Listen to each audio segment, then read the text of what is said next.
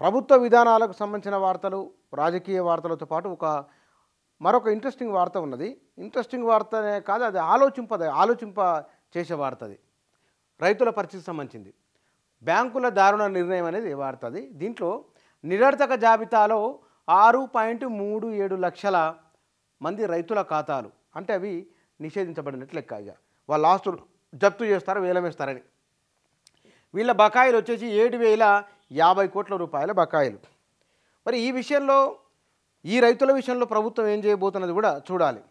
ఇక్కడ వీరు తెలంగాణలోని 6.37 లక్షల మంది రైతుల ఖాతాలను బ్యాంకులు వీటిని ఎన్పిఏలు అంటారు, నాన్ పర్ఫార్మింగ్ అసెట్స్, నిరర్ధక ఆస్తులు అంటారు వీటిని. ఈ నిరర్ధక ఆస్తులు అంటే కనుక ఇది కొత్తగా రుణాలు ఇవ్వరు, బహుశా వారి ఆస్తులను వేలం వేస్తారు అనేది దాని అర్థం. ఇవి మొత్తం రాష్ట్రంలో 75,61,395 రైతుల ఖాతాలు ఉండగా గత సెప్టెంబర్ వరకు అందులో 6,37,000 ఖాతాలను బ్యాంకులు ఎన్పిఎల్గా నమోదు చేసినట్లు తెలిసింది. అయితే ఈ రైతుల నుంచి అసలు వడ్డీ కలిపి 7,050 కోట్ల రూపాయలు వసూలు కావాల్సి ఉంది. ఈ రైతు ఖాతాల్లో 5.64% మేర ఎన్పిఏ అయినట్టు వెల్లడించాయి బ్యాంకులు. రైతులకు ఇచ్చిన మొత్తం రుణాలు 1,24,399 కోట్లు అయితే 6% మేర ఎన్పిఏలు ఉన్నాయి. మరి ఎందుకైంది ఎన్పిఏ? నాన్ పర్ఫార్మింగ్ అసెట్స్ కింద ఎందుకు మారినాయి రైతు ఖాతాలు అంటే, ప్రభుత్వం రుణాలు మాఫీ చేస్తామని చెప్పింది. నిజంగానే ప్రభుత్వం మాఫీ చేస్తే కానీ రైతులు కట్టలేదు. ఆ కట్టింది కూడా మిత్తుల కిందికి పోవడం. ఈ 2 లక్షల వరకు కాంగ్రెస్ రుణమాఫీ చేస్తారని కాంగ్రెస్ చెప్పింది. గత ప్రభుత్వం మాఫీ చేస్తామని చెప్పింది. ప్రభుత్వం పైన ఆధారపడిన కారణంగా వాళ్ళు బ్యాంకులకు అప్పులు కట్టలేదు. కట్టని కారణంగా వెరిసి 6 లక్షల మంది రైతుల ఖాతాలు గందరగోళంలో ఉన్నాయి. ఇప్పుడు వారికి ఇబ్బంది కలుగుతున్నది. అయితే సాధారణంగా 3 కిస్తీలు చెల్లించిన వారిని బ్యాంకులు ఎన్పిఏగా ప్రకటించి వారి ఆస్తులను జప్తు చేస్తాయి.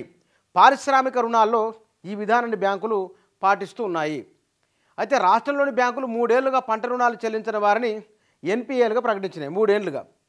అయితే ప్రభుత్వం మాఫీ చేస్తున్నది మాఫీ చేయలేదు. ఇప్పుడు వాళ్ళు రేవంత్ రెడ్డి ప్రభుత్వం పైన ఆశలు పెట్టుకున్నారు. ఈ ప్రభుత్వం 2 లక్షల మాఫీ చేస్తామని చెప్పింది కాబట్టి వెనువెంటనే కనుక ప్రభుత్వం ఆ మేరకు అప్పులు చెల్లిస్తే కనుక బ్యాంకులకు 6,37,000 మంది రైతుల ఖాతాలకు డోకా లేదు. లేకుంటే వారు ఇబ్బంది పడవలసి వస్తుంది. ఇందులో ఎవరు వాళ్ళు ఏం తీసుకున్నారన్న దాని కూడా ఉన్నాయి. ఇందులో వ్యవసాయ స్వల్పకాలిక షార్ట్ టర్మ్ రుణాల్లో 5,55,823 ఎన్పిఏ 6.29 ఖాతాలు ఉండగా 4,430 కోట్ల మేర రుణాలు వసూలు అవ్వాలి. ఇది పంట రుణాలు తీసుకున్న వారిలో 78,402 మంది ఎన్పిఏ కాగా అందులో 1,191 కోట్ల మేర చెల్లించాలి. వ్యవసాయ మౌలిక వసతులకు రుణాలు తీసుకున్న వారిలో 381 రైతులు ఎన్పిఏగా నమోదవ్వగా వారు చెల్లించాల్సిన మొత్తం 123 కోట్లు. 381 మంది రైతులు. మరి వ్యవసాయ యంత్ర పరికరాల కోసం రుణాలు తీసుకున్న వారిలో 3,088 మంది ఎన్పిఏ అయ్యారు. వారు 1,276 కోట్లు 8.36% మేర రుణాలు చెల్లించాలి. ఇది బ్యాంకులకు సంబంధించిన అప్పులకు ప్రభుత్వము ఇప్పటికైనా సరే రైతులను ఈ ప్రభుత్వం ఆదుకోకుంటే కనుక ఈ ఖాతాదారులు ఆ మేరకు వారు ఇబ్బంది పడే సూచన ఉంది.